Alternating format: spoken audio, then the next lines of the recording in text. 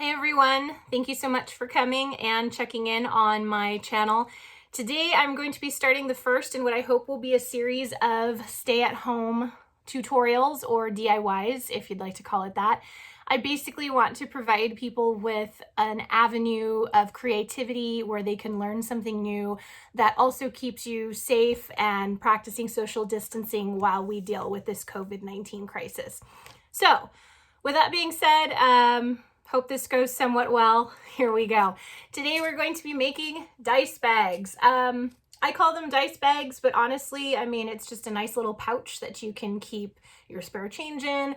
This particular pouch I use to hold my sewing clips in. Or I believe they're called quilting clips. So you can use them for anything, and honestly, you can make these any size. I'll teach you just this regular generic size, and then you can take the pattern that I show you and make it bigger or make it smaller as you wish. The things you are going to need will be preferably a stretch knit fabric. It just makes it a little easier. You can use cotton. Just a straight cotton is fine. And you're going to need string. Not much, probably maybe like that much, and I'll give you an exact measurement when we actually get started.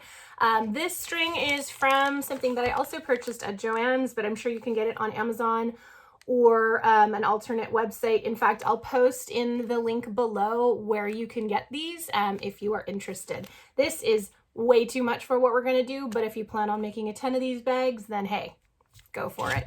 And this will be the fabric that I will be using. It's in my stash from a shirt that I made. It is a stretch knit. It has a two-way stretch, not a four-way, but it's more than enough for me to make probably, I would say, 5 or 6 bags, even though I'm only going to make one. So with that being said, let's grab a ruler, a pair of scissors, and let's get started.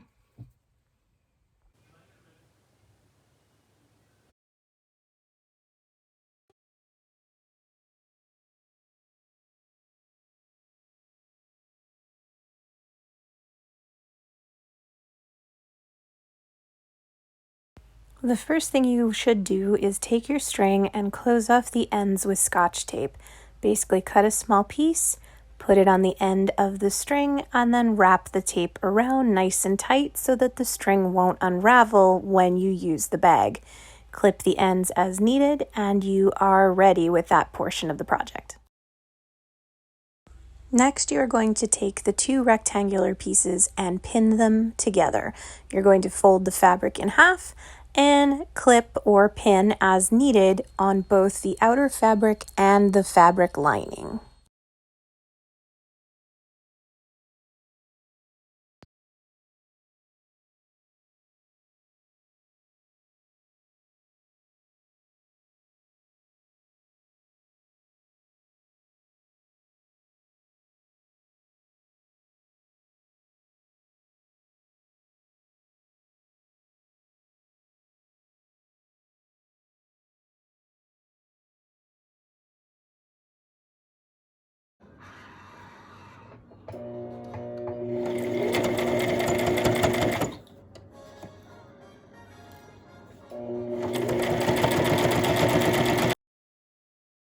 Once you have your 2 pieces sewn together, it should look like this. There's your 1/2 inch seam, and when you flip it around, you'll just have the one center back seam. Now you're going to flip your pouch to the correct side, and you are going to then take one of the circles that we cut out and pin it to the bottom of the pouch. Once you have your pouch flipped back the correct way, you're going to take the circle and you're going to pin it starting from the seam all the way around.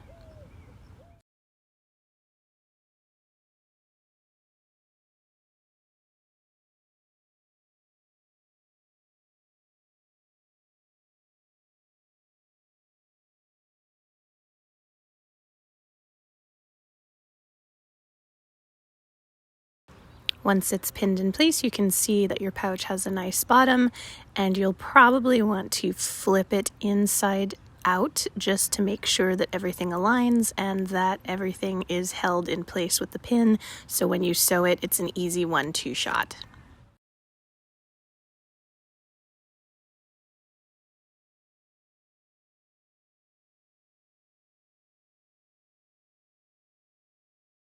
Once you have it pinned, go ahead and put it in the machine, and really don't allow for any seam allowance on this. The seam allowance is already accounted for in the original pattern, so just sew the ends of it all the way around. Here is both my outside fabric and my lining fabric, and what I'm going to do is I'm going to match the seams so that they are together, and then I'm going to fold one bag inside the other bag. So basically you're going to have good side to good side, and now we're going to pin that fabric in place so that we can prep the lining. That's what your pouch should look like, and you can see that I've matched up the center seams, and now we'll pin in place accordingly.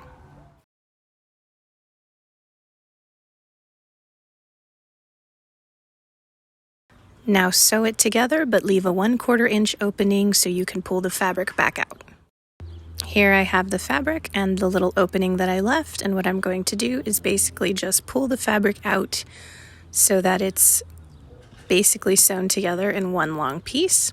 And then you're going to take the fabric part that is the lining and push it down and into the bag.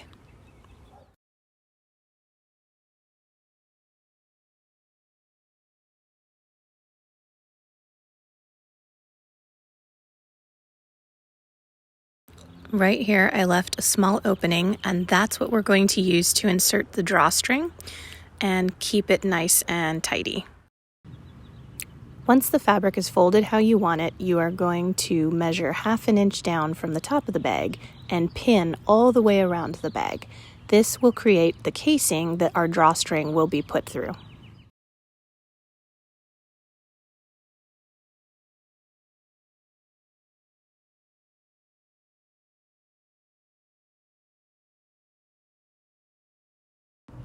Next step is to take your string and a safety pin and put a safety pin through the string, closing it as you do.